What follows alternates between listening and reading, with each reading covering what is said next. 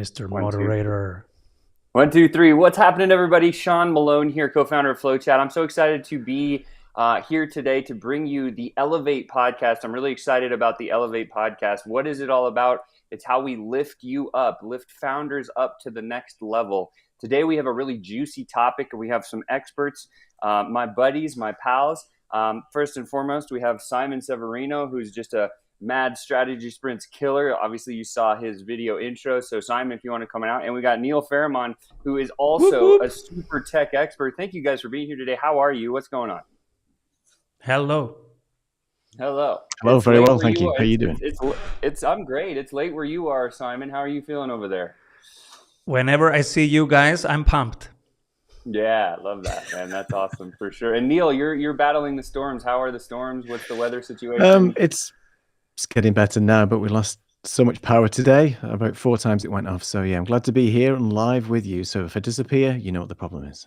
Yeah, no doubt for sure. So exciting show today that we have for you guys. We're going to talk about imposter syndrome. So if you are listening right now and you've ever struggled with imposter syndrome, please drop a comment. Let us know what you've struggled with imposter syndrome. We'll be pulling those questions out as we go through.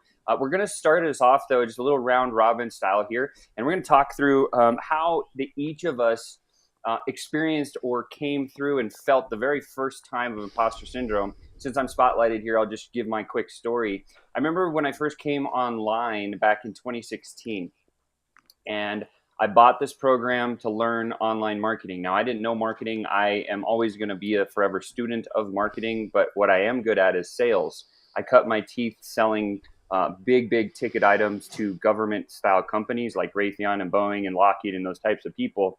And so I got pretty good at sales over the first 10 years of my career. And I moved into the online space. And that's where everything kind of like somewhat fell apart for me because I'd never done it before. And I had these just reservations and these feelings that crept into my body that were like, yo, this is new. This is different. You're not good at it. There's all these other people that are just way better than you. And that was kind of the first feeling or start of feeling that I had towards imposter syndrome. And it didn't really hit me until we went down the path of learning to do paid ads to cold traffic. So there I was with my phone. I was filming myself. My coach was like, hey, you got to go film yourself. You got to go put yourself on video and you got to talk to the people that maybe want to build an online business like you're building. And I didn't know what to say and I didn't know how to say it. But I picked up my phone and I hit the play button. And that was the hardest thing for me to ever have to do. And as soon as I hit that play button, I just started talking. And goodness gracious, it was ugly. It was messy. And my first episode or my first ad that I ever tried to create completely failed. I tried it again and again and again, about 4 or 5 times. And by the 5th time, I was so deflated because I didn't know what to say. And I was just like, man, first of all, I'm not even really having that much success back online in that time. So it was hard for me to actually present anything that I thought I could like convince somebody to do. And so that was really where I first experienced imposter syndrome. And then as I started to do more and I started to see a little bit of result, I naturally kind of was able to pull myself out of that. But for you today listening at home, I'm grateful that you're here because we actually have a step-by-step process that you can follow if you are experiencing this thing. So that was my first experience of imposter syndrome, and it was a devastating feeling. I'm never going to forget it. But Neil, I want to come to you next. Why don't you share what was your first experience of imposter syndrome? How'd it go?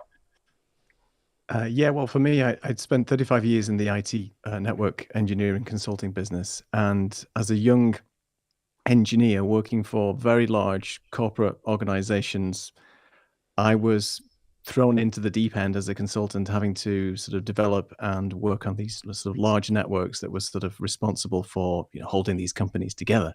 And just that sort of first experience of having to work on these networks, troubleshoot, help people get them up and running and designing and stuff. I felt completely out of my depth. I know I had the technical ability, but having to articulate the technical details back to the customer, getting to tell them how to fix their network, and for me to sort of step in there, working with these other big players, representing my company that I was working for, was just so overwhelming. And I felt like, what am I doing here? What have I done with my career? I'm in this situation, and I don't think I can pull myself out of it. And just through doing and trusting in your own ability a little bit to be able to push forward and to do the work helped me tremendously, just by taking a breath, taking it calm, and just step-by-step process of basically working for these companies and working in this environment just helped me tremendously just get better at what I was doing. But I felt like I just didn't know what on earth I was doing. I questioned my own technical ability, questioned my consulting skills, whether I could articulate properly to the customers on what I was doing. And it was just awful. And just doing, day by day, taking each project as it comes and just learning from your experiences helped me tremendously over the years. And now changing my career again and working in the video production industry is another big step, another question mark against my own ability. But again, you just have to sort of push through and you'll get through it.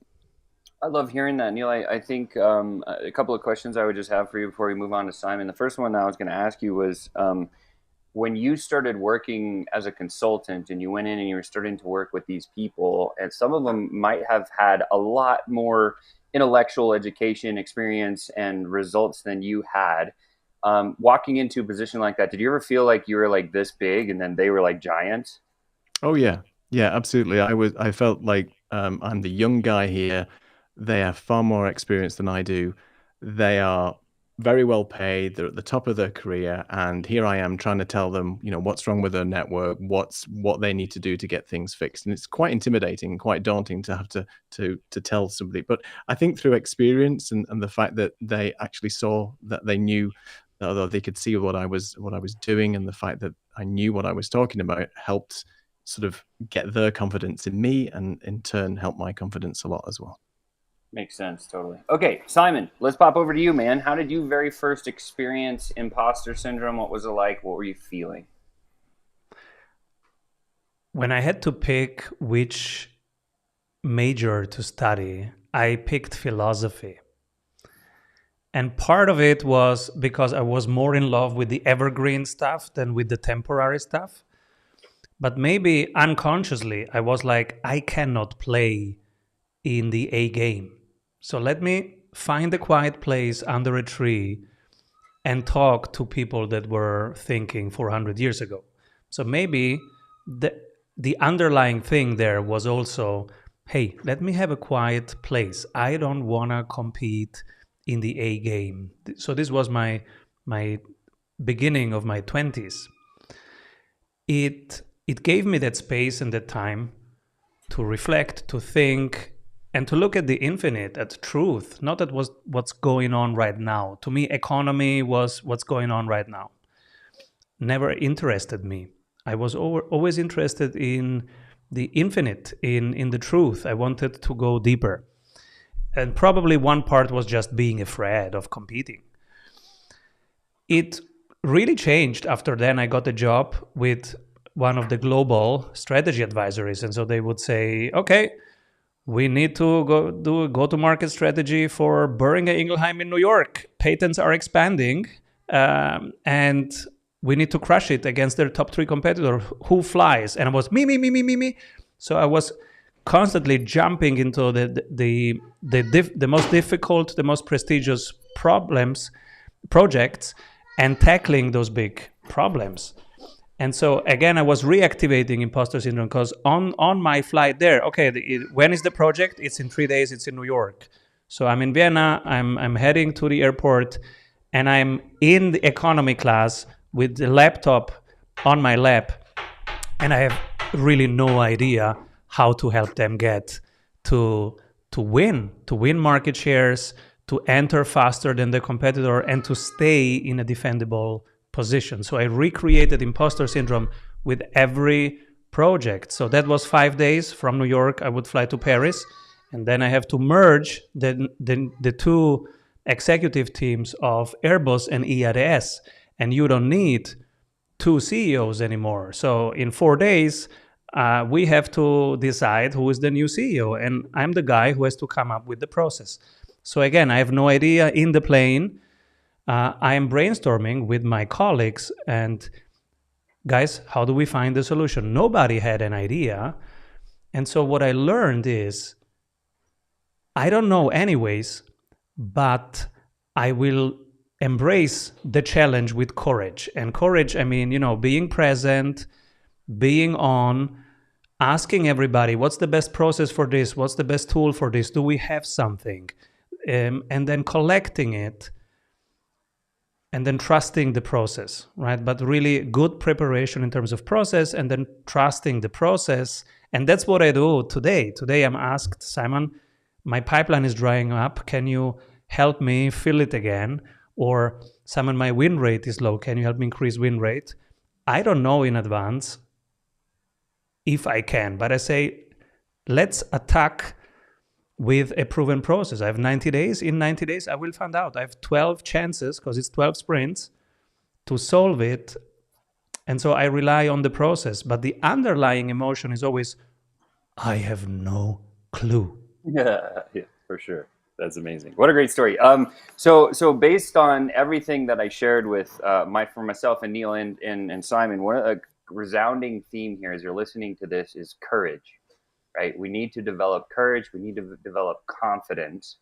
And there's a series of traits that are very, very common for those people that are exhibiting imposter syndrome. And the first one is a juicy one. Neil, I'm going to come to you. I'm going to ask, perfectionism, right? Perfectionism is the first trait. If you find yourself always trying to be perfect at everything and get it perfect before you launch it, that is a sign of imposter syndrome. So Neil, how did you deal with perfectionism? How do you manage it? What happens in your life? I think for me, being a content creator now and switching careers a year and a bit ago, I, just like anybody else, always struggled with that first video. Whether you're just starting a YouTube channel or you've had your channel for a while and you just want to start creating content, I think you have a tendency, or I had a tendency, to sort of overthink and just wanted to get that perfect video out first. Because if you get that perfect video out first, it's going to do really well, right? Well, that's obviously not the case, because nobody will see your video when you first push it out, no matter how good it is. So for me, I did suffer from that. I just wanted to look the best on camera, make the best video tutorials or whatever it might be that I could possibly do. And then I just thought, well, I'm just struggling here. There's so much time I'm spending on this. I just need to get this video done or this project completed. For me, I started to adopt the sort of the 80% rule. 80% is good enough, right? You can always improve. You can always incrementally get better at the craft that you're doing, whether it be sales, creating content, anything that you might be doing. There's always that step that you can incrementally get better each time. So now I've learned that 80% is good enough.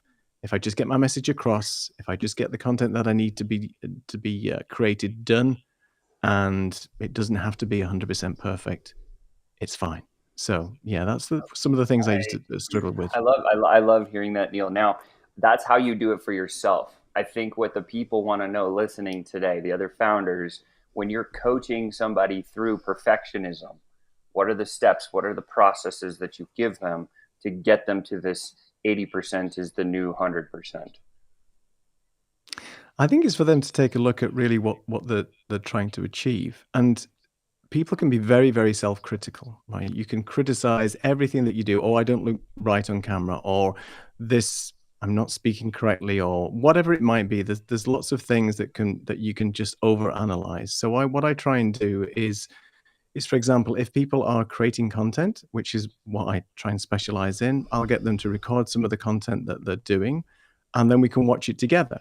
And I'll ask them, well, what do you think you could improve on, or what do you think is wrong with this? Because they will be very critical at something, and I will try and point out things that, well, this is fine, and compare them maybe and show them other videos, other things that they can potentially improve on, but very small little steps that they don't have to sort of then overthink and create something that's sort of, so perfect. So there's a few things that I will ask them to look at, and reflection on the content that they're creating, and for them to look at what they're doing is a great way for them to say, well, actually, yeah, it isn't that bad at all. It looks fine. So let me run with that. Let me push that out.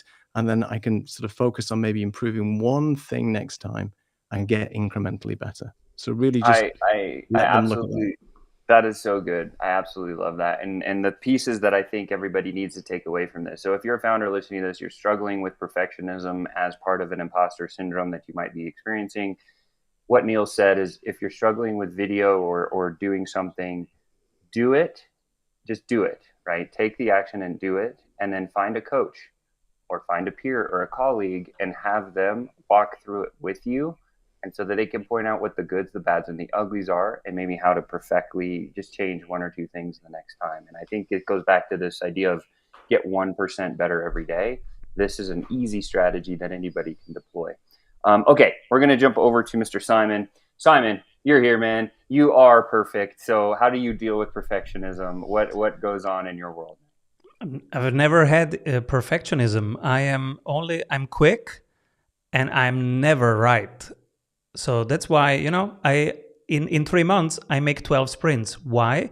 Because I have 12 chances to get it right. So I think my method is very intuitive. I'm Italian. I don't stick to any rule.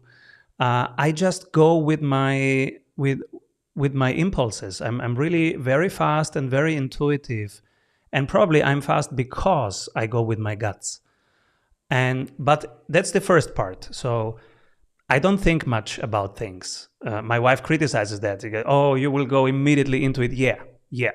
And while I'm doing it, so I jump into the cold water. I don't analyze the pool symmetry. I jump into the cold water. By being in there, the water gets a little bit warmer, and now I collect data. I collect information. How is everybody here reacting to this? And I quickly observe, and I take that as my raw data for iteration 2. And so iteration is the sprint term. I have many chances. If I'm quick enough, I might have 3-4 rounds in 10 minutes. So I jump in. That's the intuitive part. But the second part is I collect the data. I see how is the system reacting to this. In systems theory, you don't think that there is a linear thing. You do the right thing, this happened. You do the wrong thing, this happened. You have to actually find out. You have to poke the system. Poke it a little bit here, see what happens. Poke it a little bit here, see what happens. Poke it a little bit here. And then you find the weak signals. Oh, this is how it reacts. If I do this, it does this twice back. Now I have a little bit more information than before. So I start with, I know nothing. Let's play, let's poke. And then as soon as I gather some patterns, I say, oh, look, whenever we do this, this happens twice. Now we have some information. That's why I prefer having sprinty processes that have quick iterations, because I can be playful, exploratory, discover stuff, poke around. It is a very Italian thing to do. That's how we're wired. Like we poke around, we play, we throw a bone and see which dog takes it. And then we know if we are around dogs or cats or bears or bulls. We don't know before. So we play with it, then we gather this information, and with that information informs my iteration 2. Yeah, that's super powerful. I hear these resounding themes of immersion, do lots of it, right? Where it's like, if you're scared, lean in. These are all the lessons that we've all learned over the years. And so I think, like, for me, this reminds me, and by the way, it's really interesting. So as I hear, if I just deconstruct what you just shared, Simon, I think what it is, you get an impulse that this is the right direction, and that's all you need. Then you immerse and you start doing the thing over and over and over, and you find limits, you find breakpoints, you find things that are weak, that are strong. You learn all this data, and then you take the data and you dump it back onto a proven process or a framework. Is that correct? Yeah. Like, look at this series. This is the first episode of our series. Like, how much time did we spend analyzing and planning? I think it was like 10 minutes in total, right? And now we're here and we're rolling with it. 100%. Yeah. So I think that's great. So, like, again, it reminds me of when I first came online and I started doing ads. I got better at that. And then I got to this place where we were running webinar plays. So if you're running a webinar that's out there, listen to this. This is really valuable. I learned this directly from Russell Brunson. I hired him. I've been in his inner circle for a lot of years. And one of the things he told me, he said, look, if you really want to get good at webinars, You got to do them live. You should do it live every single week for an entire year. And so I was like, okay, well, I have complete imposter syndrome about doing a webinar. I don't know how to do it when I first started. And I ended up building a slide deck based on his proven framework. So if you don't have a proven framework, go read a book or hire a coach, get Simon, get Neil, get somebody, right? Get me, whatever. Get a framework that we know is going to produce results, build to that framework, and then immerse into the system. That's exactly what I did. And I wanted to follow what Russell told me to do because I'm a very coachable person. And I remember doing a webinar twice a week, every week, and I did it for 3 years straight live. That is a lot of webinar to do live, okay? And by about the 50th time, 50, I was so good at that webinar. I knew every slide, I knew every word on every single thing. And what I was able to do is I was able to watch the crowd and I was able to watch the comments that were coming in. And if I saw something in there, I was like, oh, that's a new question that I haven't seen before. I was able to take that question and work it back into my presentation somewhere in there so that I'd actually answer that question. This is another great thing to get rid of imposter syndrome. If you're doing webinars specifically, remember this. As you start to do these things live, people are going to throw questions like, hey, that doesn't make sense, or I don't get this, or whatever the case, right?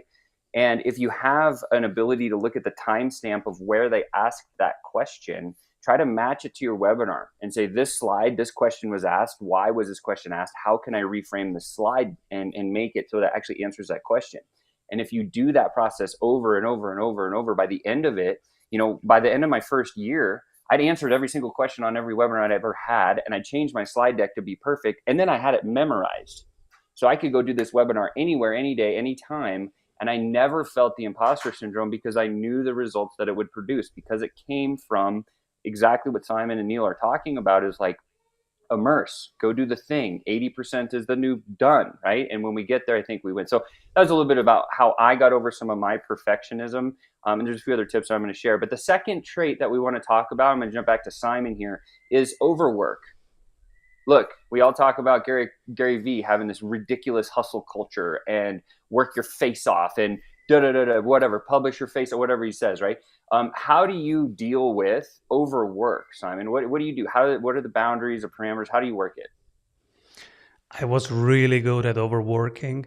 So this period that I described when I was in these airplanes and getting ready to solve big problems, for 4 years in a row, I basically worked 4 years in a row like a machine. And then something changed. I got older and I became a father. And as a father, I asked myself, is this the father you want to be? That basically everybody's waiting like 6 days to see you again. And it really stopped me in my pattern. And so I asked myself deeper, why do you do all of this? What would you do with all that money in the end, right? And I gave this exercise to me. I like to run in nature. And so I started my morning run with this question. Simon, if you wake up a billionaire tomorrow, how does your day look like? And I still do this exercise whenever I miss clarity on this, or whenever I see myself getting into overwork again, because I have this in cycles. It comes back in cycles. So I ask myself, I wake up tomorrow a billionaire, what do I do? How does my day look like? What do I do in the morning?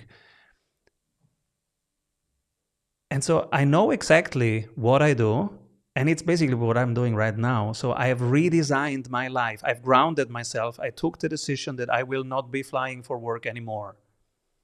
That was a big decision, economically very, very disadvantageous for the first year, as you can imagine.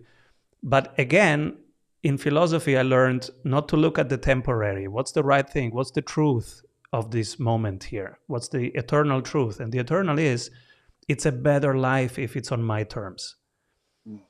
So I said, I'm okay with losing X dollars. What is the minimum that I have to do in profit so that I can do this in the long run? And so the day is very clear. The day starts with, first of all, me time. That is running in nature alone. I love being alone. That's the first thing that I would do as a billionaire. Second thing is playing with my kids. I have 3 kids. Want to play with them, breakfast with my wife and with them. Then do some deep work in the morning, no meetings. Deep work, alone work, thinking things through, writing, recording. And then in the afternoon, also lunch, I want to cook for myself. I'm Italian. I love to cook. I don't want to eat your guys' food anymore, whether it's German food or American food. Thank you. I'm coming over to your house. Thank you. Thank you. And so I cook, and that takes an hour. It's longer than just the usual break in a Hilton that I had. And then afternoon, now social time, giving interviews, meeting others, doing live things like this. It's a different energy. It's a more superficial but faster energy and more connective and connecting energy. It's more butterfly. So in the morning, I'm more like a worm, but in the afternoon, I'm more like a butterfly, and it's fine. It's not very productive, but it's very connecting and inspiring. And so I like that in the afternoon, and then I call it a day and bring kids to bed. And before that, we play something, I read some books, maybe we cook together again. And then it's time for friends and for my wife. So that's my billionaire day. It took me 2-3 years from where I was to my billionaire day. But now it's 6 years that I'm living the billionaire life without being a billionaire, but I'm living that life every day. So how to come back to your question, how did I stop myself from overworking? I didn't really stop, but I asked myself, what would I do if I didn't have to work? And I gradually aligned that. So now 90% of my days are that. And then there are some phases where I go back into being a machine. I try to observe it, see it come up quicker, and change the pattern. Got it. Totally makes sense. That's awesome. I love that. I took a bunch of notes. I'll kind of recap in a second, but I'm going to come to Neil first now. And Neil, look, what you do, I think is so valuable for founders, getting, the max out of what they're doing with their tech and their setup and their audio and their visual and all the previous consulting work that you've done. I think you probably have done a lot of overworking in your life. So first of all, how did you deal with it? How do you combat it? Yeah, I mean, working for somebody else is tricky, and especially when you've just started the position, you feel like you need to prove yourself, and in order to prove yourself, you need to be accommodating to any type of project work, anything that people throw at you. So I, for one, used to take on far too much work to be able to deliver. So I was really not achieving everything that I wanted to achieve. Simply, I was just taking on too much. And there came a point in my life where I have a quick story where I was getting on a plane to go to do a project. I had to deliver a seminar, and it was a 3-day sort of technical presentation. And for me, I ended up getting on a plane. The plane was delayed, and then getting late to this actual seminar and so on. It was really, really stressful. I ended up delivering the presentation just in time. But when I got back home, I started feeling sort of heart palpitations. I started feeling very, very unwell. And I honestly thought at the age of, I think I was 36, I thought, my gosh, I'm having a heart attack here. I've been working so much continuously for weeks on weeks, traveling so much, similar to what Simon was doing. I feel like there's something wrong with me. I need to go to hospital. So I ended up going to hospital. Thankfully, there was no problem with my heart, but they said you were just in a state of panic. You were stressed. You were just simply having a panic attack. And it was all brought on through me not sort of taking on so much. And when you do take on so much, especially if you're working for somebody else, people will tend to sort of load you up with more. Oh, Neil will do that work. He's very accommodating. So they just end up giving you more and more work. And one of the biggest lessons that I learned was finally to start saying no, to push back, and not only just push back on the people that were asking me to do all the work, was just to say no to myself. No, you're not going to take on that other project, because at the end of the day, if you're not here and you've worked your socks off for all this stuff, what's the point? You're either going to be dead and buried, you're going to be ill, and that's not going to be fun for your family in any way, shape, or form. So I asked myself, what am I doing this for? What am I working for at the end of the day? And is there a way that I can work smarter and not harder all the time? And I know we hear that phrase a lot, but there is a lot of truth in looking at what you're doing on a day-to-day basis and maybe just sort of simplifying what you're doing, putting in some processes and just working through a little bit more about what you're doing day to day and not taking on so much, working a little bit more efficiently and having the strength to just say, look, I'm going to take a break for myself, for my family. I'm going to take a step back and I'm not going to take on as much work as I am doing anymore. And I've used that approach now in my later years. I'm 54. I've changed career and do more work with sort of entrepreneurs and professionals and helping them with video and things. And I'm telling them the same thing. It's okay to say no. It's okay to slow down because at the end of the day, you're not changing the world in what you're doing, and you're simply not going to cause the world to end if you just say no to a particular project or say, I'm going to do that tomorrow. I'm going to take a couple of hours for myself now.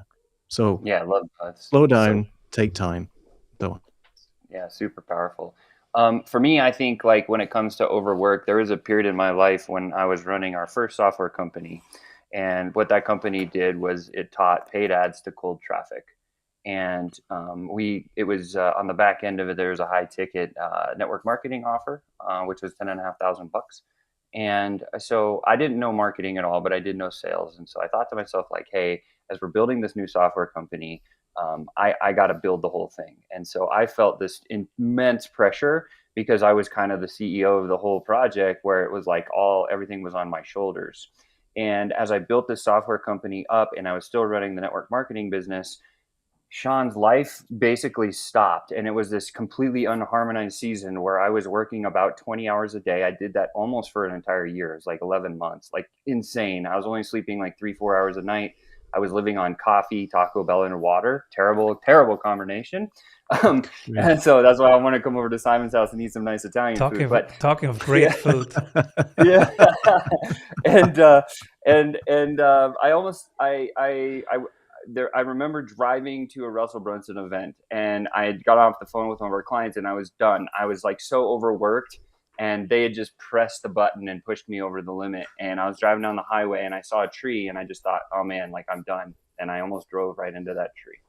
I almost took my own life, and it was a very hard moment. The reason I didn't drive into the tree was because my wife, my best friend, was in the passenger seat, and I cared more for her than I did for myself at that time, which was just a rough thing.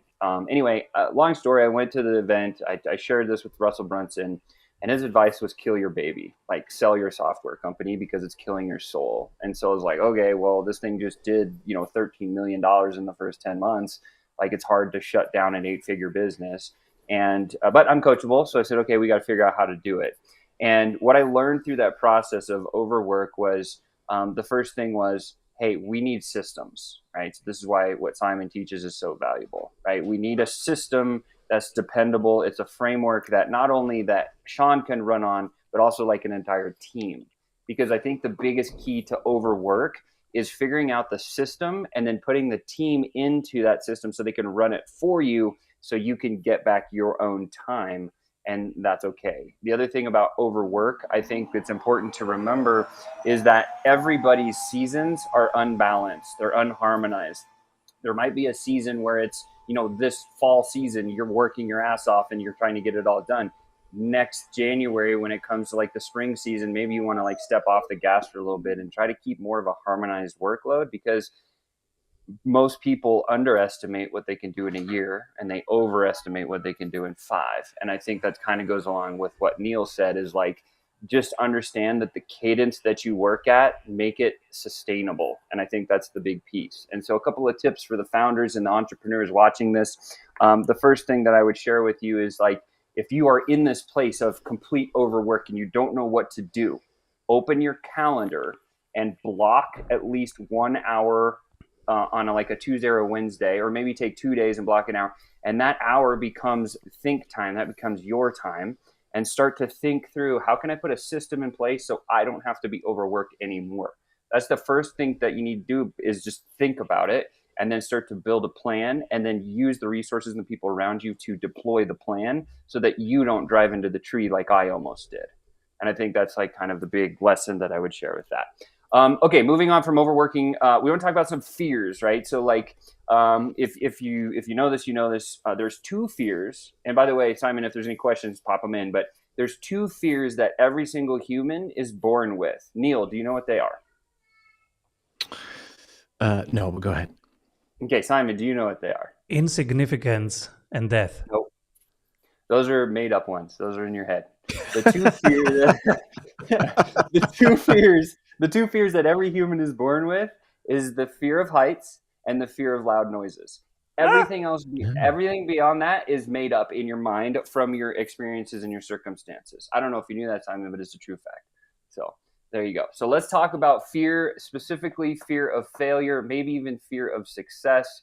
If you are failing and you have this fear of fail, or you feel like you're going to fail, this is a fear that is generated by your external circumstances. Simon, how do you conquer fear of failure? I had a TED talk where I talked about the fear of success. So I think that some of us have really fear of their huge potential, because when we step into our huge potential, and this is why we create an upper limit for ourselves without even knowing it unconsciously, we create upper limits. And so when we break through those upper limits, that can create fear, because now you are changing. And if you're changing, that means maybe your friends are gonna not like you anymore. Maybe the country you live in, you will outgrow that country and go into another one. So that creates fear. So there is an upper limit fear. And there is the fear when we launch something as an entrepreneur, I'm gonna offer this, that we get rejected, that it doesn't work. And that is rejection. So I fear both. There is an upper limit, but that is unconscious. I'm working towards that, but it's not a conscious limit. But the way I work through it is we do once a month, we do vision work in our community in the Monday sessions. And so we all go through a process where we have to think bigger. Hey, in 5 years, how does your dream life look like? Like similar to my you wake up billionaire question, I ask this in the context of their business. How does your business look like? And so we break through the upper limit, the self-imposed limit of, I don't know, maybe if you're doing 1 million in revenue, you can't see the 5 million.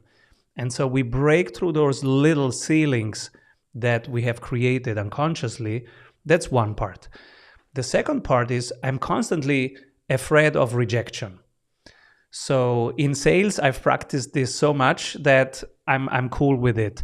But there are things that I'm not doing constantly. For example, I'm writing the second book and I'm getting rejected by literary agents. So Michelle is sending the book proposal to 50 agents. I'm getting the responses. Simon, I'm not excited enough about this proposal. I'm not the right agent. And I go, shit. And in that moment, that triggers, oh, your book is not good enough. Nobody needs this book. And for an hour or for 2 hours, that works inside of me. The only chance is, okay, if I want to get rid of it, is I go for an hour of a run or a sauna or weightlifting. Something, the body is the answer here, because you can get out of that thinking pattern, but just changing the frequency of your body. And so after 1 hour of weightlifting or running outside, I come back and I'm on a higher frequency, and that creates kind of a shield, of a defensive shield for me. Only problem is if I see this negative review in the evening before I go to sleep, oh my God, then it will work the whole night inside of me. So I'm writing the second book, I'm getting these rejections, and then I saw that the first book is coming out in Chinese, and I go, oh, cool. So the book seems to be good. Then publisher tells me, we also sold Russian. And so I go, oh, okay, I should tell my wife that we sold Russian. And then I forget about these positive things. I see one new Amazon review that's negative. The negative one is working hard on me. And I even forgot to tell my wife about the Russian translation, because the positive one is just, I don't feel it. So that's how I deal with these things. Probably, if you deal with these things, go for rejections. Instead of saying, my goal is to land a literary agent, probably do the opposite. My goal is to get 10 rejections per day for 20 days straight.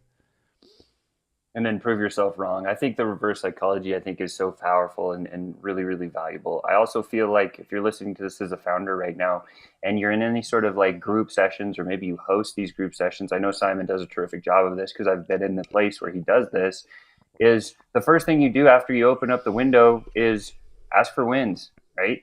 Ask for the wins of the people that you're working with and ride those highs, right? Really do it, right? Every single session that we ever host in our organization, the first thing we always do is wins. This is great because number one, they become wins that you can ride on. But number two, they also become testimonials that you can repurpose and use for marketing content. Just make sure you ask and get permission. But that's one of the things that I found to be very, very powerful when it comes to this fear of failure.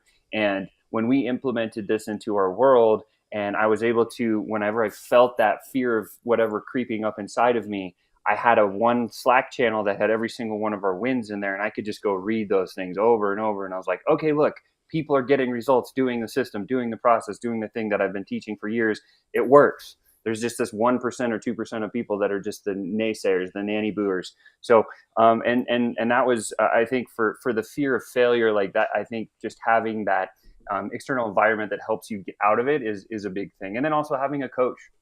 Can never say enough about having somebody that's already fallen through the potholes that you might fall through, because if you get one, they can collapse your timelines. So if you don't have a coach right now and you're looking for a coach, don't just go hire a generalist coach, hire a specialist coach, right? If you're looking for sales help, go find a sales coach. If you're looking for marketing help, go hire a marketing coach, so on and so forth. If you need a video coach, hire Neil. But Neil, let's come to you.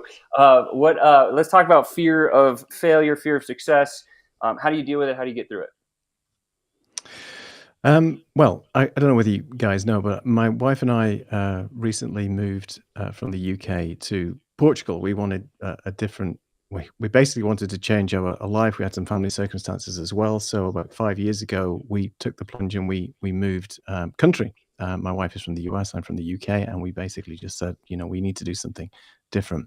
There was a lot of fear based around that. Like, what is going to happen when we move? Are we going to be able to fit in? Are we going to find a place? Is this going to be the right thing for us? And I think collectively, when we were both thinking about this, and me personally sort of saying, yes, I was all for it. Let's go and do this. My biggest fear was letting her down, was taking this plunge, taking this challenge, doing something completely different, moving country. And is this gonna work for her as well? So I think for me, some of my biggest fears is especially sort of moving into a new country and changing career and doing more video-centric work. The fear is, am I letting my partner, am I letting my family down by not being successful in what I'm doing? Am I going to be able to make some form of living doing what I'm doing? And am I going to be good enough? So back to the imposter syndrome again, am I good enough to do this? And when I've worked with people in sort of the video world and things, as to Simon's point, you can put a video out there, you can create something, and it's very personal when you're creating something. And the fear is that one, are people going to like it? Two, is it going to be valuable to them? Or three, are they just going to hate it and give you the worst negative comment? And Simon's absolutely right. You can get really good positive feedback from something that you create. And that one negative little snarky comment, doesn't matter what it is. Oh, you talk too slow. I need to watch this video on 3x for it. Just speed up, man. Things like that, whatever it might be, as trivial as it is. It's like, how can I do better now? Can I fix this? What can I do? And it goes round, you enumerate, and it's like, and it's crazy because that video that I put out, or the video that I've helped somebody put out and deliver, may have helped so many people. And all those positive messages that they get and I get sometimes just is outweighed by this one little snarky comment. So what I've tried to do and tell people is, those people I've made that comment because it's on them. They are probably having a bad day. They're in a bad place. It's not necessarily a reflection on you. It's just some people just tend to be mean. And if you can just stay away from that and look at all the positive impact that you've had on people, how you've been able to change people's lives, maybe how you've made people's day, maybe how you've made somebody happy and a little bit more successful just by incrementally doing something, then why not? That's the positive message that I would take from this is fear is awful, and people can be really negative and nasty, but if you can look at the positive of what you've done and how you've been able to change and do something, that's what I would take. And going back to my personal circumstance of moving into Portugal, it has been a success. We're very, very happy, but it doesn't stop those niggles initially. But I think going back to what we've all said, just by doing really does sort of help and push you forward to just try and get fear out of the way and just incrementally do something and get better. I love that. That's so powerful. Simon just popped a question. We're going to go Q&A, and then we're going to wrap this thing up. We're going to do a 30-second round robin. Each person gets 30 seconds to share their last favorite thing or trick to get through imposter syndrome. But first, we're going to do some Q&A, and then we'll wrap this thing up. Here we go. Muhammad asks this. So this one's coming at Simon. Muhammad, thank you for the question. Can you put it back up there so I can see it? There you go. It says, Muhammad says, I'm in the business of high-ticket solutions for the financial industry. How can we shorten the sales cycle within a month from several months? Simon. Thank you, Muhammad. This is an amazing question. Shortening the sales cycle in B2B is so important because sometimes you have 8 months, 9 months, 12 months, 13 months time from attention to actually closing the deal. And so I'm giving a 60 minutes full masterclass in Australia after this, and it will be tough to answer it in 60 minutes. Let me try it in 60 seconds. One thing to shorten it. So there is pre-framing, which means positioning and messaging. That means your last 20 posts and your last 20 emails will actually pre-frame how fast it goes. The second thing now is, can you work on multiple sides? So in B2B, you have multiple deciders. And really, the art of B2B selling is the art of aligning the executive team of the other side. So the way we do it, and we could shorten our sales time from on average 9 months to land, the big houses, the Googles and the HubSpots, etc., to shorten it to 2 months by doing alignment workshops. So you usually have a CEO buyer, a CFO buyer, a CTO buyer, and maybe even somebody from HR that gets asked. So now let's say you have 4 buyer types. If you align them, first think of what are their needs. Like a CEO buyer is always thinking, does this help me be more competitive, win over market share, or make it harder for my competitor to win market share? That's the only thing they care about. So prepare with that and offer them an alignment workshop. Call it setup workshop to whatever you are doing. You can make it a free workshop of 90 minutes. But the goal is to align the 3 of them. And think about the second one. The technical one is thinking, is this scalable? If I grow faster, can I add seats? Will it break the infrastructure that I have right now? So if it's an IT project, will it break the IT infrastructure or can we scale it? The personnel person is thinking about, how are my people using it right now? Does this fit our culture of working, our culture of doing things? Is it compatible with that or not? And so one thing is to think in advance what's coming for them, and from each of these 4 perspectives, have one answer on one slide. But before you answer it, you ask them and you moderate that 90 minutes workshop. This is a very short answer. So series of emails, multiple communication channels, and quickly offering them a setup workshop where you bring together all these question marks and have them find an aligned answer. And then, that's a coincidence. That's exactly what our program is here to do for you guys. And now you have the offer using their words. That's flawless, Simon. Great answer. And Muhammad, hopefully that was helpful. The other thing that I would just share with you is some statistics that will help you to close deals. On average, if you're going to a cold market in the financial sector, it will take about 4 touch points to get 60% of engagement with the people that you're selling to. And it will also 80% of your sales deals will be closed at 13 touch points or more. So what Simon says is totally true. What we need to do is we need to engineer your entire process to have at least 13 touch points within that first month. And if you can do that, you will close deals way faster, like straight fact. So, And with that since you are said, in finance, Muhammad, since you are in finance, I'm doing a lot of work in finance, and study how BlackRock is doing X. So go to X, study how BlackRock is doing. They are doing the pre-framing in the most masterful way. I'm studying all asset managers because I'm in the space with a ton of sprints in that sector. And so I'm studying who does it best. The best team that's doing pre-framing is BlackRock. And they're doing it so differently because they're fighting for mind share. Asset under management is a commodity. You can do this with Fidelity. You can do this with 100 different institutions. So what they understand is they're fighting for attention, for mind share. So they're creating daily podcasts. They're showing their client. They're making case studies on X on almost every day with very short macro news and macro updates. So what they're doing is they're saying, hey, finances is actually a commodity.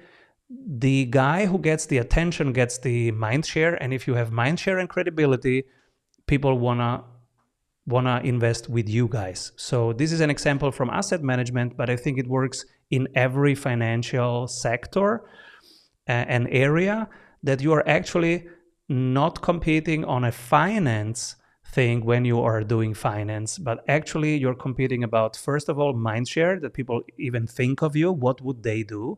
And second, credibility. Are they doing the best with my money? Do they have my interest in mind? And are they allocating my money as if it was theirs?